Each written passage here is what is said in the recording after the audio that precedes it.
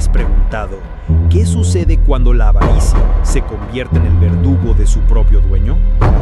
Suscríbete si quieres descubrir los secretos detrás de la muerte más grotesca que sufrió uno de los hombres más poderosos de la antigua Roma. Y dale like para que esta historia no quede enterrada en las arenas del tiempo. Nadie esperaba esto. Marco Licinio Craso, el banquero que compraba voluntades con la misma facilidad con la que otros respiraban, creyó que podía dominar la arena caliente de Mesopotamia del mismo modo en que dominaba los foros de mármol. Pero lo increíble es que el mismo oro que le dio su poder lo llevó a una muerte más ardiente que el desierto al que se aventuró. Y lo que vino después lo cambió todo. Craso llevaba décadas observando cómo Julio César tejía su legenda en la Galia y Pompeyo extendía sus sombras sobre el Mediterráneo. Ellos coleccionaban victorias, él, propiedades, esclavos y monedas. Las cifras de su fortuna provocaban envidia. Rumoraba la plebe que guardaba tanto oro que podría alimentar al populacho durante un año entero. Sin embargo, en los salones del Senado, aquellas montañas de sestercios no bastaban para borrar el apodo que le dolía como una espina, el tercero del triunvirato, el banquero en tierra de guerreros.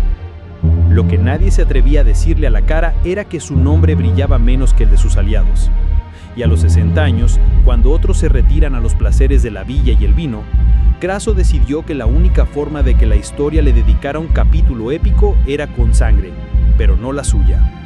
Aquí es donde se pone interesante.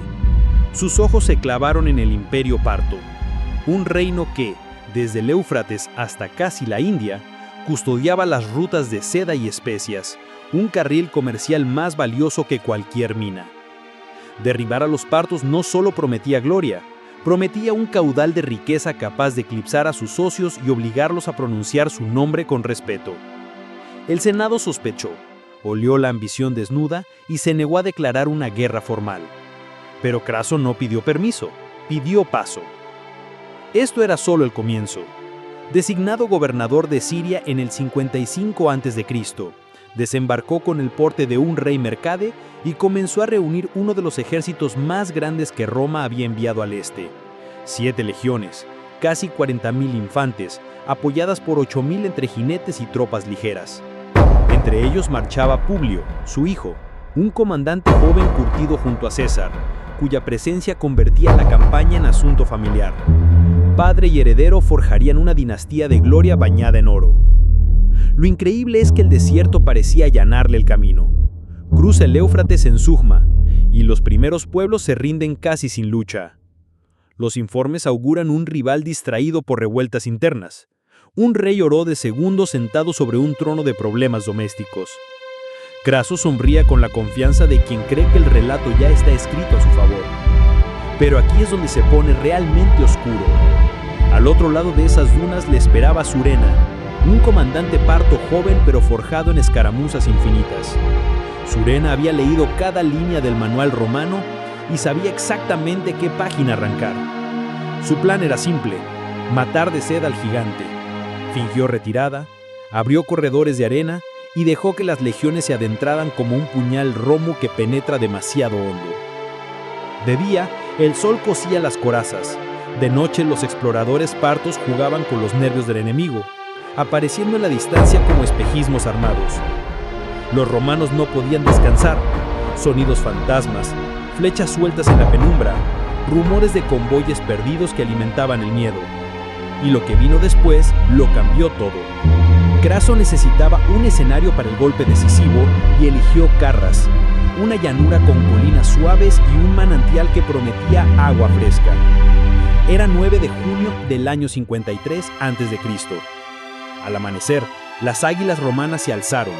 El acero brilló como espejos y el general se posicionó en el centro, su hijo a la derecha con la caballería, convencido de que, por fin, tendría su día de Aníbal. Pero al levantar la vista no vio un ejército convencional, sino una tormenta de caballos. No había infantería, solo catafractos cubiertos de hierro y miles de arqueros sobre jinetes que se movían como un mar vivo. Antes de que sonara la primera trompeta, el cielo se oscureció. Una nube de flechas partas abrió la batalla.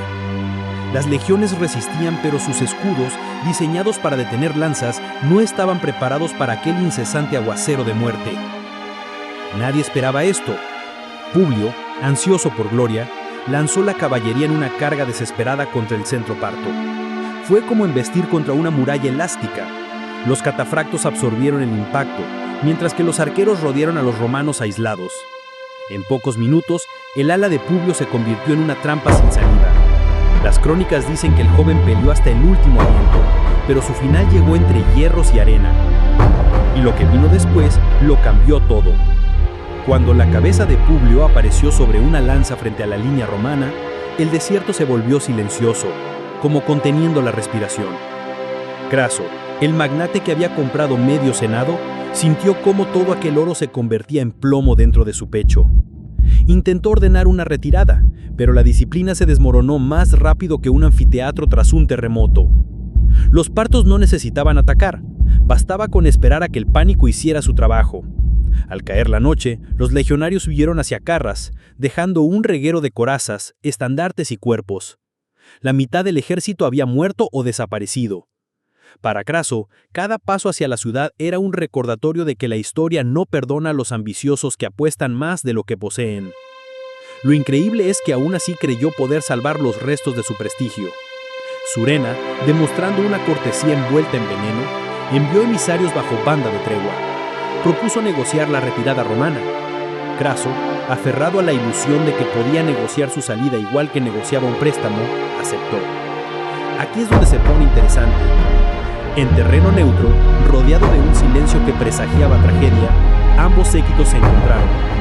Las versiones divergen. Algunos culpan a un traductor, otros a una mala interpretación de gestos. Pero el resultado fue chispa que encendió el desastre final. Las espadas partas se desenvainaron y en minutos la delegación romana quedó reducida a rehenes o cadáveres. Y lo que vino después lo cambió todo. Craso, el hombre más rico de Roma, se encontró atado, sin ejército, sin hijo y sin salida. Surena decidió que la muerte del banquero debía ser tan simbólica como ejemplar. El rumor de los hornos llegó antes que el olor del metal. Los artesanos fundían oro a temperaturas que hacían temblar la arena. Nadie esperaba esto. Obligan a Craso a hincarse, le sujetan la mandíbula y vierten la codicia líquida dentro de su boca. El metal arde, cauteriza, silencia. El público, nobles partos y los pocos legionarios capturados, observa cómo el mito del poder se derrite en un rastro incandescente. El mensaje es claro. Aquel que adore el oro por encima de la virtud encontrará en él su verdugo. Lo increíble es que la noticia viajó más rápido que una legión marchando a paso ligero. En Roma, los patricios palidecieron al saber que el infinito monedero había muerto de una forma digna de las leyendas más oscuras. El triunvirato se partió como una rama seca. Sin la balanza que representaba Craso, Pompeyo y César pasaron de aliados incómodos a rivales directos. Un torbellino político que desembocaría años después en la guerra civil que acabó con la República. Y lo que vino después lo cambió todo. Para los partos, exhibir la cabeza de Craso en su teatro real fue un acto de propaganda tan afilado como sus sables. Para Roma, fue un espejo deformante que mostraba la vulnerabilidad de su imperio ciego por la soberbia. Nadie esperaba esto. Los legionarios que sobrevivieron quedaron dispersos, algunos asentados en oasis remotos, mezclándose con la población local. Sus hijos aprenderían a montar camellos en lugar de vestir la armadura lorica. El desastre de Carras se convirtió en un trauma colectivo que las legiones llevarían grabado durante generaciones. Aquí es donde se pone realmente oscuro.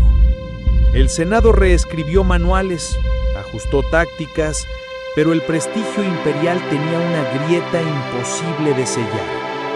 Cada vez que un general soñaba con la gloria oriental, la imagen de Craso, con la boca convertida en crisol ardiente, reaparecía como un espectro admonitorio. Y aunque algunos historiadores discuten si el oro fundido fue literal o una metáfora exacerbada, la lección sobrevivió al paso de los siglos. El oro puede ser más afilado que la espada. Y lo increíble es que incluso hoy, nadie esperaba esto. En los oasis del este, los legionarios capturados de Carras aprendían idiomas nuevos. Algunos fueron enviados a la frontera oriental del Imperio Parto, defendiendo fortalezas contra los escitas.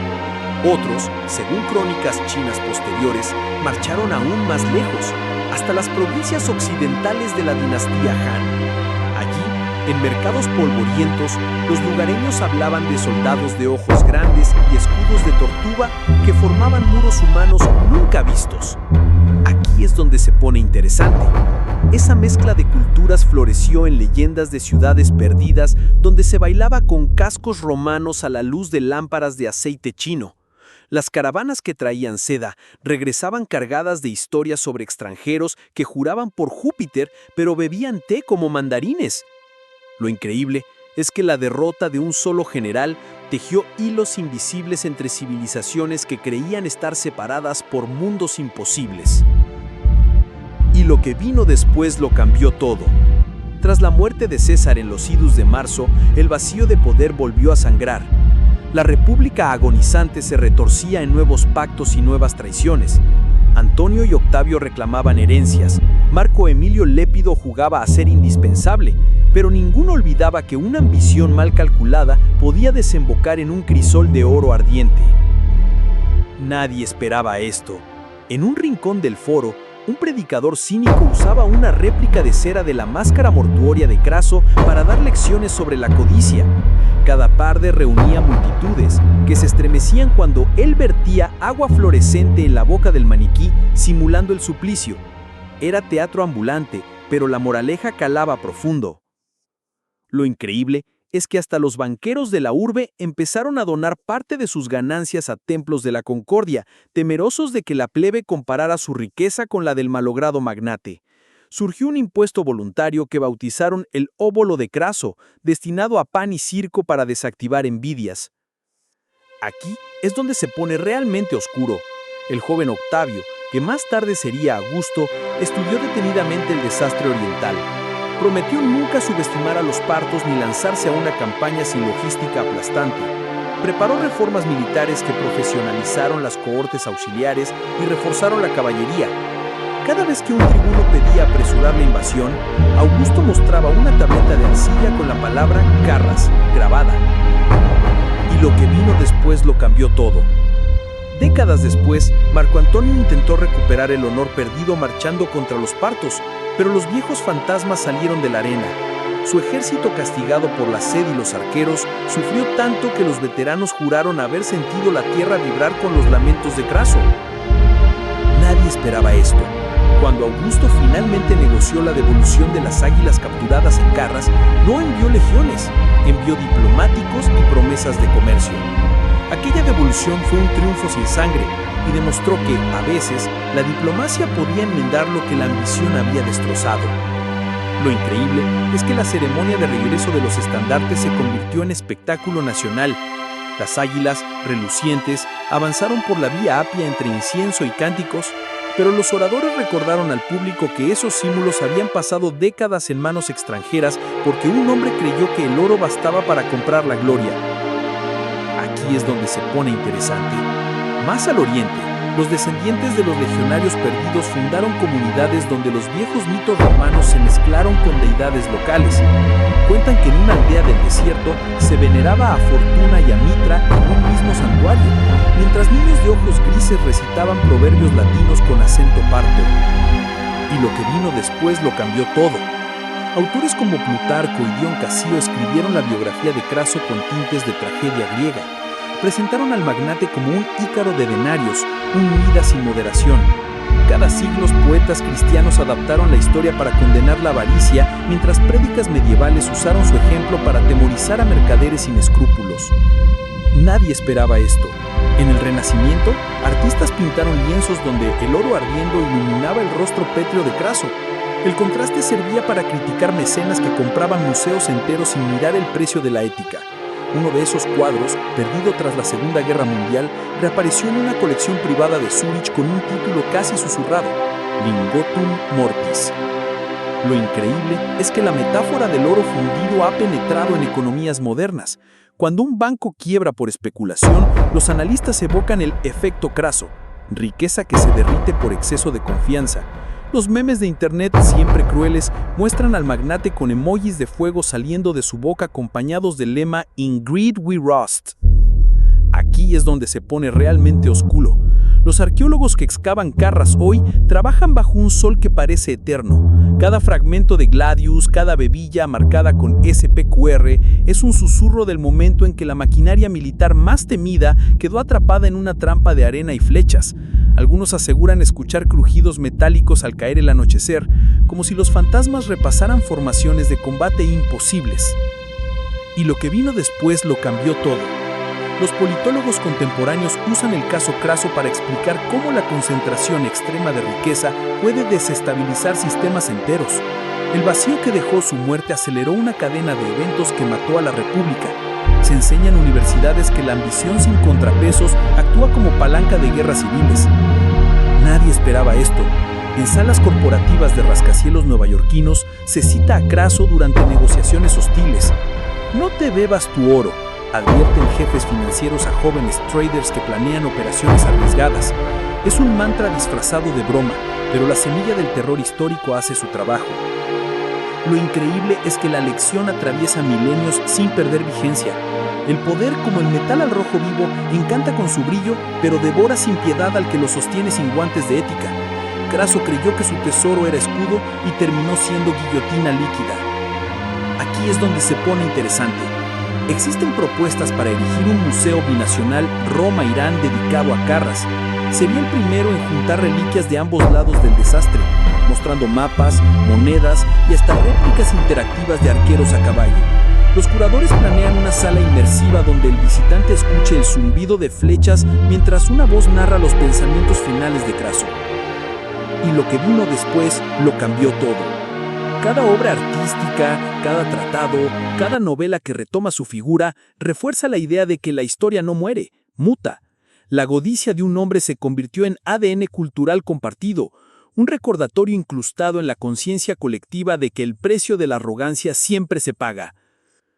Nadie esperaba esto.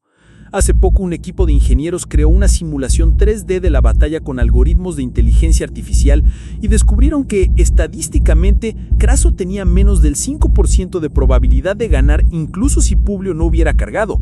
La logística romana estaba condenada desde el primer paso en el desierto. Lo increíble es que esas cifras frías confirman lo que las crónicas dramáticas ya intuían.